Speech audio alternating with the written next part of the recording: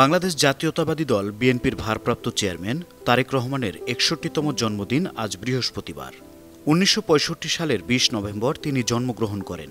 শহীদ president Ziaur Rahman এবং সাবেক প্রধানমন্ত্রী খালেদা জিয়ার জ্যেষ্ঠ পুত্র তিনি। বাংলাদেশের রাজনীতিতে তারেক রহমান এমন একজন মানুষ যিনি ক্ষমতার আলোয় নয়, মানুষের সেবার পথ বেছে নিয়েছেন। অনেকেই তাকে বলেন প্রান্তিক মানুষের কণ্ঠস্বর। তারেক রহমানের রাজনৈতিক যাত্রা শুরু হয়েছিল তৃণমূল থেকে। দলের শীর্ষে থাকার সুযোগ থাকার পরও তিনি তা নেননি। কখনো কেন্দ্রের আরামে বসে সিদ্ধান্তও নেননি, বরং শহর থেকে গ্রাম, এক জেলা থেকে আরেক জেলা চষে বেরিয়েছেন। তৃণমূলের মানুষের সঙ্গে কথা বলেছেন সরাসরি, তাদের সমস্যা শুনেছেন। কৃষক, জেলে, ক্ষুদ্র ব্যবসায়ী, শিক্ষক, শ্রমিক, যাদের কণ্ঠ রাজনীতির বড় টেবিলে খুবই কম শোনা যায়, তাদের কথা তিনি নিজের হাতে লিখে রাখতেন। ২০০১ থেকে ২০০৬ সাল পর্যন্ত তিনি দেশের ৬৪টি জেলায় সরেজমিনে ঘুরে ২০টি সেক্টরে কনফারেন্স করেন। প্রতিটি কনফারেন্সে খেটে খাওয়া মানুষের অভিযোগ, চাহিদা আর স্বপ্ন শুনে আলাদা সুপারিশমালা তৈরি করেছেন। এই সুপারিশগুলো তিনি তুলে দিয়েছিলেন তৎকালীন প্রধানমন্ত্রী খালেদা জিয়ার হাতে।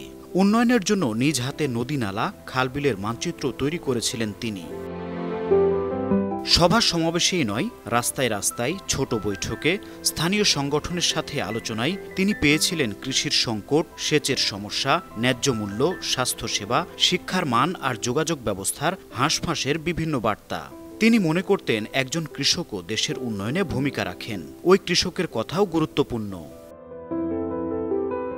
রাজনীতির গাছকে তিনি তুলনা করেন একটি বটবৃক্ষের সঙ্গে, যার শক্তি আসে শিকড় থেকে। তাই তিনি তরুণদের রাজনীতিতে আনতে বিশেষ উদ্যোগ নিয়েছেন। এ কারণে সরাসরি কথোপকথনের মাধ্যমে তিনি তরুণদের নতুন উদ্দীপনা দেন। তারেক রহমানের যাত্রা তার বাবা শহীদ প্রেসিডেন্ট জিয়াউর রহমানের পথেরই ধারাবাহিকতা, স্বনির্ভরতার আন্দোলনের মতো। তার মা যখন বাংলাদেশের প্রধানমন্ত্রী ছিলেন, তখন তিনি চাইলে মন্ত্রী হতে পারতেন, কিন্তু তিনি হননি। বেছে নিয়েছিলেন দেশের তৃণমূলের উন্নয়নকে গতিশীল করার কাজ। সেই ধারাবাহিকতায় প্রতিটি দেশের উপজেলা ইউনিটের সাথে মতবিনিময় করেন তিনি। ব্যক্তিগতভাবে জবাব দিয়েছেন হাজার হাজার মানুষের চিঠির।